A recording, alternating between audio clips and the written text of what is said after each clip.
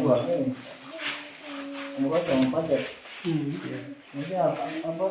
Salah satu yang harus tahu juga sih. Karena nanti ke depan kan kemungkinan kok desa dia punya PLTS yang besar, dari yang kecil ini udah tahu, berarti yang besar tinggal perawatan gampang. Nah ini namanya PLTS, dibilang kalau sekarang bahasanya itu hybrid. Iya. Dan ini PLTS hybrid. Kenapa dibilang hybrid? Karena dia sudah include semua dalam. Jadi di dalam ini dia sudah punya pengaturan DC ke AC, AC ke DC. Terus dia punya apa namanya? Yang nanti input dari solar panel, produksi semua di sini. Jadi jadi satu. Nah, itu sekarang dibilang PLTS hybrid. Nah, ini perspektif dua, baterai sama inverternya nih, atau dibilang hybridnya. Makanya dibilang hybrid solar inverter. Nah, speknya yang untuk solar panel itu dia ada 4 lembar. 4 lembar itu menghasilkan produksi berapa sih kapasitas watt yang nanti dihasilkan. Nah, nanti kita akan lihat di displaynya ini gitu. Nah sebelum bikin cara penggunaannya, nah ini baterai ini dia kapasitasnya itu dibilang 48 volt 100 ampere hour. Nah, ini kapasitasnya 48 volt 100 ampere hour. Nah nanti dia ini yang nanti berfungsi untuk membackup freezer atau listrik yang lain atau yang mau dipakai untuk keperluan malam. Nah itu. Nah dia bisa bertahan dengan 2 baterai ini, bisa bertahan sampai pagi. Nah, dengan posisi matahari besok pagi itu bagus. Tapi kalau seandainya 2 hari berturut-turut kayak begini, kemungkinan dia akan habis. Nah, makanya di backup sama genset itu. Gitu. Nah kedua, dia juga harus butuh sinar matahari yang bagus. Nah, karena ada indikator, salah satunya indikator di baterainya ini ada indikator. Kalau dia terisi full, 4 barnya terisi full. Kalau dia tinggal 2, nanti kelihatan tinggal 2. Nah, untuk keawetan baterai ini paling bagus kalau tinggal 1 bar. Nah, lebih baik jangan dipakai. Karena kalau sampai 100% itu bikin baterai dia kadang tidak awet. Itu salah satu cara untuk kita memperpanjang umur baterai. Jadi jangan karena butuh tinggal 1 bar, lebih baik untuk dipakai. Tunggu matahari diisi lagi baru bisa dipakai. Nah, proses menghidupkan PLTS ini sederhana. Nah, pada saat mau dihidupin, tahapan apa yang dilakuin, pada saat dimatiin, apa yang dilakuin. Nah itu. Nah ini kita proses pada saat menghidupkan. Nah ini menghidupkan dia gampang sih. Tinggal tekan tombol yang on off ini sampai nanti dibunyi kayak nah, kita lepas aja. Lepas. Nah nanti dia akan ada indikator yang nanti keluar berapa sih kapasitas baterai yang tersisa.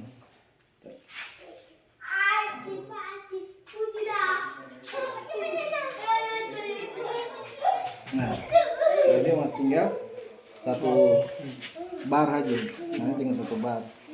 Karena memang matahari yang bagus. Nah, habis itu tahapan yang selanjutnya ini kan box listriknya. Nah, ini dia ada 3 panel.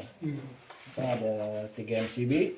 Nah, MCB yang paling kiri itu tuh MCB AC. AC itu yang nanti menghasilkan 220 yang nanti hidupin freezer. Yang kedua itu ada MCB baterai. Nah, ini MCB-nya MCB DC. DC untuk ke baterai. Yang ketiga itu MCB panel.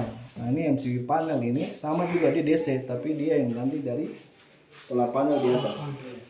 Kenapa dipasang MCB? Karena untuk mengamankan arus. Jadi tidak boleh ada kelebihan arus. Itu. Nah, itu salah satu memang kalau dilangsungin tidak ada masalah, bisa. Cuma kan kita tidak tahu arus yang berlebih di atas tidak dikontrol dengan baik, akhirnya dia bisa merusak baterai komponen lain. Nah itu gunanya MCB, memutus arus kalau ada arus berlebih. Nah di situ langkah yang selanjutnya apa? Nah kita naikin baterai ini, MCB baterai. Nah tik. Nah di situ naikin panel. Sudah. Nah di display inverter ini dia kan hidup muncul tek. Nah ini posisi belum on. Nah, kalau di posisi on nanti dia bunyi tit. Kita lihat tekan tombol on off di bawah ini. Berarti itu sudah isi kalau. Nah berarti dia sudah bisa beroperasi. Nah nanti lihat sini. Nah di sini kelihatan. Nah ini PO ini apa? Indikator awalnya ini ada tulisan output input. Nah out input ini yang untuk AC. Jadi ada kabel yang input dari solar ini menjadi AC. Nah outputnya ini nanti ada dua, ada output yang menjelaskan terkait frekuensinya, ada yang menjelaskan terkait tegangan atau voltase. Nah, ini kita lihat kalau misalnya dia udah muncul 225, oh berarti secara sistem listrik ini udah bisa dihidupin, ini bisa dihidupin. Nah ini indikator yang kita bisa lihat. Nah setelah itu nah baru kita naikin ini MCB untuk AC. Nah, naikin. Habis itu baru ini dinaikin. Nah, langsung hidup. Oke. Nah, itu proses menghidupkan. Proses menghidupkan kayak gitu. Mematikan juga sama. Itu sama. Nah, kita matiin lagi dari pertama ini matiin.